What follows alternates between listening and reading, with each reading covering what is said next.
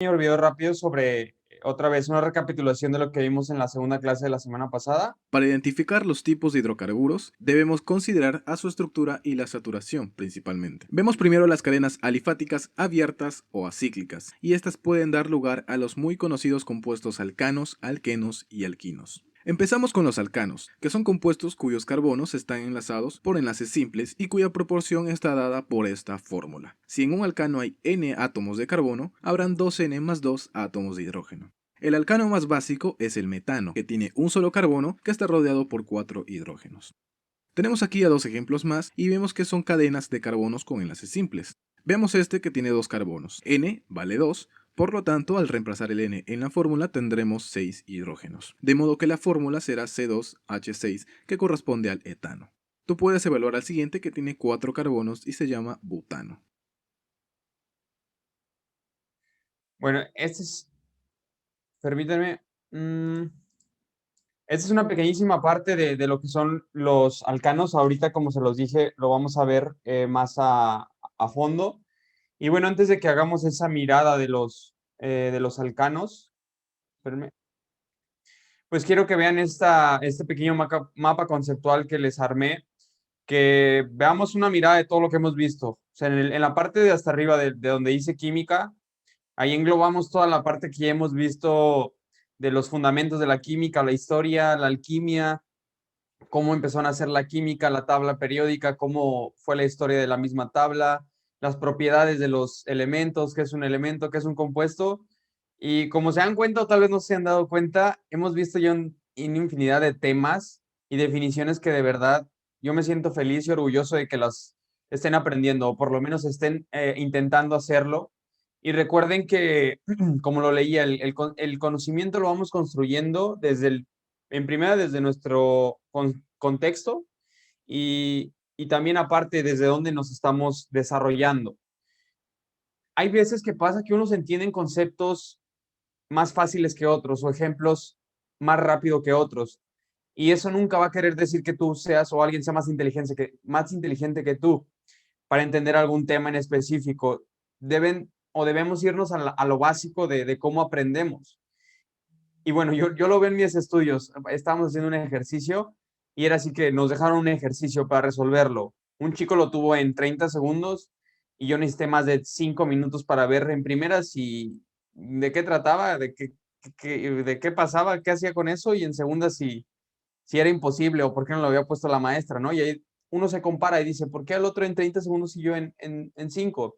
No es que sea mejor, no es que haya nacido así esa persona, sino que esa persona ya tuvo más tiempo, ya le aplicó más tiempo para construir su conocimiento. Y eso es lo que yo les digo, que lo más importante es que eh, traten de compararse con ustedes mismos, con ver cómo estaban al principio de este curso y cómo están ahora, porque si nos comparamos con las demás personas, créanme que nos va a costar trabajo y, y no vamos a poder avanzar por querer vernos igual que otra persona. Entonces, pónganse a cuando empezó este curso y a cómo están ahorita, si ya aprendieron algo. Si aprendieron algo, eso ya no tiene, no, o sea, no hay nada que no se pueda hacer ya para seguir creciendo. Y la segunda cosa que quería seguirles diciendo es que es difícil, pero hay que quitarnos la vergüenza de preguntar, porque el conocimiento es a prueba y error. O sea, yo me equivoco a diario y aquí hay veces que me equivoco y se los digo. Entonces, y hay otras veces que queremos preguntar. Y bueno, esto era lo que les decía, Tweetback, que es la plataforma. Nos ayuda a tener una comunicación más cercana y sobre todo a responder o resolver dudas en tiempo real, es decir, en lo que la clase está activa. Literal, una plataforma para que podamos preguntar o que puedan ustedes preguntar de forma anónima. Y bueno, ahí de repente voy a subirles algunas cuestionarios o algunas cosas que son o considero importantes, pero por ahorita es como para ayudarnos a hacer preguntas sin que nadie sepa de forma anónima. ¿Sí? ¿Quedó claro? ¿Todos entendieron más o menos cómo funciona? ¿Sí? Like, y ahí va, un like, otro like. Sí, sí. Ok, creo que sí. Creo que quedó entendido. Y pues bueno, vámonos ya ahora sí a la parte, a lo bueno. Eh, bueno, como lo escribimos aquí en el mapa conceptual, Esto es todo, toda la parte de la derecha es lo que hemos visto hasta ahora. ¿Se fijan? Hemos visto todo lo que tiene que ver con química inorgánica, los compuestos basados en metales y no metales. Vimos un poco de nomenclatura, sales y bueno, de materiales avanzados era un poco de la actividad de estrella, buscar qué materiales se hacen con la química inorgánica. Y bueno, en la segunda parte, que es la que pues vamos a ver esta semana, si se fijan, está dividida en compuestos alifáticos y aromáticos. ¿Qué significa eso? Ahorita lo vamos a ver. Y bueno, ya en temas más avanzados de química orgánica, ya vienen como más elementos como el nitrógeno, el oxígeno y el azufre, que unidos a cadenas de carbono nos van a formar los grupos funcionales. Esto ya es química orgánica que lo vamos a ver en otro curso más avanzado. Por ahorita solamente vamos a ver algunos de alcanos, alquenos y alquinos. Y va. Y bueno, vámonos ya con el tema ahora sí. Ya no quiero meterme con más cosas del frío, del calor, del tweetback, de todo esto. Vámonos ahora sí con lo que tiene que ver con química. Y bueno, nos vamos a concentrar en los hidrocarburos, en este caso alifáticos, esta semana. Que bueno, alifáticos, ¿de dónde viene? Viene del griego aleifar, que en griego significa aceite o pomada. Y esto no es más porque algunos de los primeros compuestos que se obtuvieron alifáticos eran ceras. La cera de grasa vegetal o de algunas plantas. Entonces, esta cera, como la conocemos, o la cera que conocemos de las velas, es un tipo de alcano. Entonces, de aquí surge el nombre de alifáticos. Y los aromáticos, como tal vez no lo veamos esta semana, pero la siguiente semana lo vamos a ver completamente, son compuestos que ahorita vamos a ver estas estructuras que están aquí abajo. Si ven esta estructura de aquí abajo, que son como anillitos, como hexágonos, son compuestos que tienen la particularidad, en primera, que son 6 carbonos unidos en, en un anillo de 6 carbonos que forma un hexágono. Y lo particular de esto es que son derivados del benceno. El benceno, si se fijan, estos tienen como de rayitas dobles, tienen como 3 rayitas dobles. Estas 3 rayitas son dobles enlaces que tienen los carbonos entre carbono. Imagínense que tengamos, voy a dibujar, que este carbono fuera como este carbono, es lo mismo que tenemos aquí, este vértice, y este carbono fuera aquí. Entonces, si tenemos solo una rayita es que tienen un enlace solamente. Si tenemos dos es un enlace doble. Entonces, si se fijan, va a haber ciertos carbonos o 3 carbonos, por así decirlo, con enlaces dobles. Pero bueno, ahorita no me quiero meter en problemas con esto. Lo que quiero que veamos bien es alcanos. Formulación y nomenclatura de alcanos. Van a decir, oye, de esto se vive, Fer, de nombrar y de formular los alcanos. Pues les digo que es la base de la química. Sabiendo esto, de verdad van a hacer unos másters para cuando llegue lo de reacciones químicas. Les van a decir un compuesto y lo van a escribir rapidísimo. A ver, ahora ponme la fórmula y las van a poner, ahora dibújamelo. Y bueno, yo le llamo a esto la química. A mí se me hace interesante porque yo he sido malísimo para dibujar, pero le llamo la química del dibujo. ¿Por qué le llamo la química del dibujo? Porque yo nunca fui un buen dibujante, se los juro, pero con esto, hay veces que hasta cuando dibujo me siento como un Da Vinci enfrente de un lienzo, así dibujando los carboncitos, si se fijan, los hexágonos, todo. Pero no, o sea, me siento así, pero termino siendo Picasso con los garabatos a veces que hago, ¿no? De los alcanos que no me salen, de verdad. Esto también es como, para mí es como desestresante, fíjense, como hacer todas estas cadenitas que ahorita lo vamos a ver cómo se empiezan a formar. Y bueno, vamos a entrar ahora sí con un problema específicamente de nomenclatura de alcanos. Nos dice, si quieren ahí checarlo, si quieren irlo haciendo conmigo paso a paso, lo vamos a hacer. Dice, dibuja la fórmula estructural del heptano. Por ejemplo, a ver, le digo ¿qué sería lo primero que tenemos que saber para poder dibujarlo? ¿Quién quisiera decirme? Los carbonos que La tienen, ¿no? vegetal, 7. Exacto, los carbonos que tiene. Y alguien dijo que 7. ¿Por qué sabemos que tiene 7 carbonos? Por el prefijo ep. Exactamente. Entonces, lo primero, chicos, cuando les den el nombre, que es ept, ano, recuerden, siempre piensen, la terminación ano nos va a decir que es un alcano. Siempre la terminación ano nos va a decir que es un alcano. Y la otra parte del nombre es la que nos va a decir cuántos carbonos tiene. En el caso que tenga un carbono, en el caso que tenga 5 carbonos, sería pent y la terminación si es un alcano ano. Pero aquí tenemos ept, entonces no tiene 5. Luego nos vamos al ex. Bueno, tiene 6, pero no, ese no es ex, es ept. Se parecen.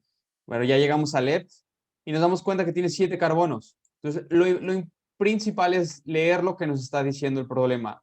Si no dice heptano, octano, no irnos luego a tiene 8. Hay que verificarlo. Hay veces que pasa eso, no lo verificamos 2 veces y lo tenemos. ¿Qué pasa después de eso? Los alcanos, si se acuerdan, son estructuras que tienen 4 enlaces con diferentes elementos. En este caso, se complementan los enlaces ¿con qué? Con hidrógenos, que es como lo tenemos ahí abajo. Esa es la fórmula desarrollada. Yo le llamo las fórmulas súper desarrolladísima porque pues, se ve todo, el carbono, hidrógeno, se ve todo, ¿no? ¿Qué es lo que pasa después? Tenemos otra fórmula que se llama la fórmula semidesarrollada. Hasta aquí va quedando claro más o menos cómo se va formando. Recuerden, tenemos heptano, 7 carbonos, los dibujamos. Después, los enlaces que ya no están con carbonos unidos, los complementamos con hidrógenos. Después, ¿qué pasa con eso? Lo que podemos hacer en la semidesarrollada es no escribir como tal todos los hidrógenos.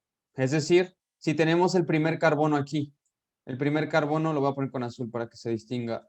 El primer carbono está así unido con otro carbono y tiene 3 hidrógenos él, pues bueno, esta es la forma en la que se pone, ¿no? Como esta parte, bueno, la primera parte, como solo la primera partecita esta, se va a significar este. Y así sucesivamente. Este carbono tiene 2 hidrógenos, que es lo que se muestra aquí, y esa forma se repite, si se fijan, 1, 2, 3, 4, 5 veces el carbono con 2 hidrógenos, que es todo lo que vemos aquí. ¿Y qué pasa? ¿Qué pasa con esto? Que se repite la parte del medio, si se fijan, es una forma repetitiva de los carbonos.